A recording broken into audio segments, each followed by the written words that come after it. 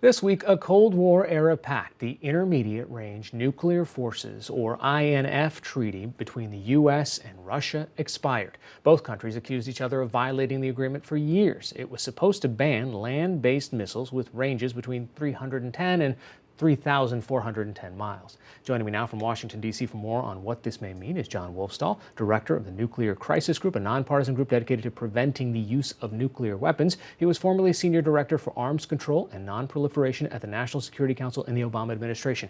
John, in some ways, this is a long time coming. Even the Obama administration was complaining that Russia was violating this treaty as far back as 5-6 years ago. That's true. This has been a long-fought battle with Russia over the future of the treaty. I would say that both Russia and the United States had some reasons to want to get out of it, but unfortunately, neither the United States or Russia is really thinking about what it's losing when this treaty goes away. One of the reasons that people find this, like John Bolton and others say, hey, this is less relevant today because the landscape has changed since when the treaty was written. You've got drones that are technologies that weren't included in the treaty in the first place. You've got different world powers now that have nuclear weapons. Is that fair? Well, I mean, the world changes every day. The question is whether or not we are safer or less safe without a treaty that bans these land-based missiles in Europe. The reality is that now Russia is free legally to keep deploying what had been an illegal system. It makes it easier for them to move them around and test them. The United States is about to start testing its own version of these missiles and going to try and deploy them in Europe.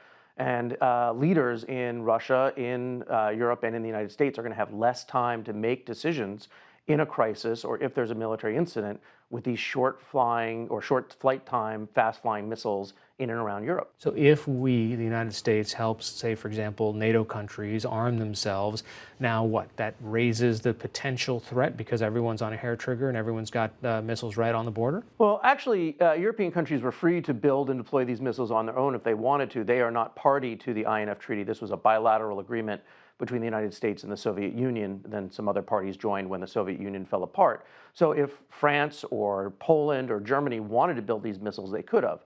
The reality is the United States and NATO don't need these systems because we have air-launched and sea-launched missiles and long-range ballistic missiles that can target what we need to target in Russia.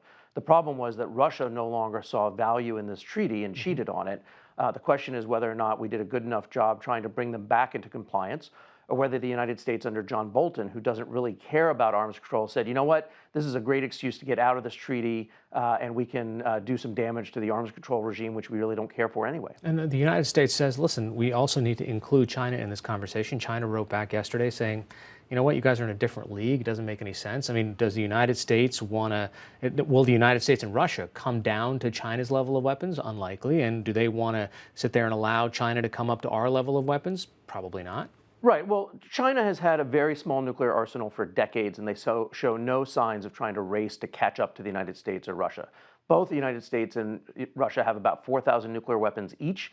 China has less than 400. So we are 10 times the size of China. They do have intermediate range missiles because their issues, their security is related to their near abroad. The chairman or the vice chairman of the Joint Chiefs of Staff has said we don't need land-based missiles in East Asia because we have ship-based and air-based systems. So the push to pull out of this treaty and to develop some of these systems are not driven by military requirements.